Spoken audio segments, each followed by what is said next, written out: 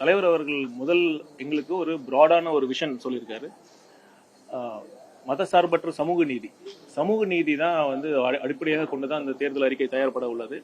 விளிம்பு நிலை மக்கள், ஏழை எளிய விளிம்பு நிலை மக்கள், சமூகத்தில் பின்தங்கிய மக்களுக்கு அவர்களுடைய வாழ்வு முன்னேற்றம் அடையும் வகையில் அதற்கான சிறப்பான திட்டங்கள் செயல்படுத்தப்படும். தமிழ்நாட்டின் ஒட்டுமொத்த வளர்ச்சி, தொழில் வளர்ச்சியாக இருக்கட்டும், விவசாயமாக இருக்கட்டும், நெசவாளர்களாக இருக்கட்டும், அனைத்து தரப்பட்ட துறைகளுக்கும் ஏற்ற வகையில் இந்த தேர்தல் அறிக்கை தயார்பட உள்ளது.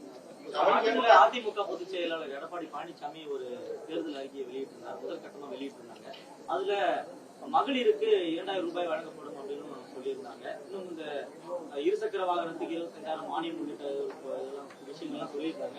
இது போன்று இருக்குமா, இல்ல இதுவரை கொடுத்த தேர்தல் வாக்குறுதிகளை பத்தி இருக்குமா? இலவசங்கள் இருக்க வாய்ப்பு இருக்கா?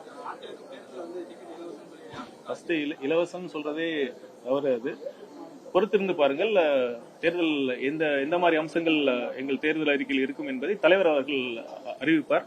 நான் ஒன்னே ஒண்ணுதான் சொல்றேன். இத்தனை தேர்தல் அறிக்கை சொல்றாங்களே, எந்த கட்சியாவது ஊழல் இருக்காது, எங்க மந்திரி சபையில இருக்கிற மந்திரிகள் வந்து லஞ்சம் வாங்க மாட்டாங்க, இருக்கிற கான்ட்ராக்ட்ஸ்ல வந்து கமிஷன் இல்லாம நடைபெறும் அப்படின்னு வந்து தேர்தல் அறிக்கை யாராச்சும் சொல்லியிருக்காங்களா? அது சொல்லல. ஊழலற்ற நிர்வாகம் வந்து எந்த கட்சியும் இதுவரை அவங்க வாக்குறுதியா கொடுக்கறதுக்கு தகுதியே இல்லாம தான் இருக்கு. பாருங்க, இந்த அம்சத்தையும் நீங்க நோட் பண்ணணும்.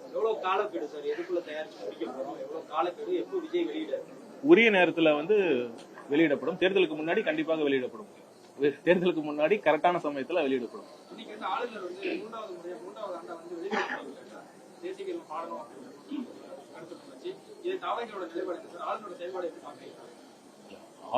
ஆளுநருடைய பணியை செய்யணும். ஆனா இது பாத்தீங்கன்னா தொடர்ந்து 3வது ஆண்டாக இதே மாதிரி நடைபெறுது. என்ன சந்தேகம் வருதுன்னா, இது வந்து 2 பேரும் பேசி வச்சுட்டு இதே மாதிரி பண்றாங்களா? இதை வந்து திமுக மக்கள் இப்ப வந்து பல்வேறு பிரச்சனைகள் சந்திச்சுட்டு இருக்காங்க. நீ ஏற்கனவே குறிப்பிட்டது மாதிரி பல்வேறு சம்பந்தப்பட்ட துறையினர், சங்கத்தினர் போராடி கொண்டிருக்கிறார்கள். இதெல்லாம் திசை திருப்பும் விதமாக இது திட்டமிட்டு 2 பேரும் வந்து சேர்ந்து இது நடைபெறுகிறதா என்ற சந்தேகம் வந்து கண்டிப்பா இல்லாமல் இல்லை. இது தொடர்ந்து 3வது ஆண்டு இதே மாதிரி நடைபெறுது. இது வந்து அதனால அந்த சந்தேகம் வலுவாக இருக்கிறது. இல்ல, கண்டிப்பாக விரைவில் தலைவர் அவர்கள் மக்கள் சந்திக்க இருக்கிறார். அதற்கான திட்டங்கள், அதற்கான எப்ப சந்திப்பார் என்பதை அதிகாரப்பூர்வமாக அறிவிப்பு வெளிவரும். தேர்தல் அறிக்கைனாலே வந்து திமுக தேர்தல் தான் ஹீரோன்னு சொல்றாங்க. இது மிகப்பெரிய கட்சியோட ஹீரோவோட கட்சியோட தேர்தல் அறிக்கை எப்படி இருக்கும்? திமுகவோட தேர்தல் அறிக்கை ஹீரோவா ப்ரொஜெக்ட் பண்ணாங்க. அது எப்படி இருந்தது? ஜீரோவா தான் இருக்கு. எத்தனை தேர்தல் அறிக்கையை வந்து அவங்க வாக்குறுதியில எத்தனை இது வரைக்கும் ஃபுல்ஃபில் பண்ணிருக்காங்க? அது நம்ம சொல்லி தெரிய தேவையில்லை. அவங்க நிறைவேற்றாத வாக்குறுதிகள்னு ஒரு புக்கே போட்டிருக்காங்க. அந்த அளவுக்கு தான் இருக்கு.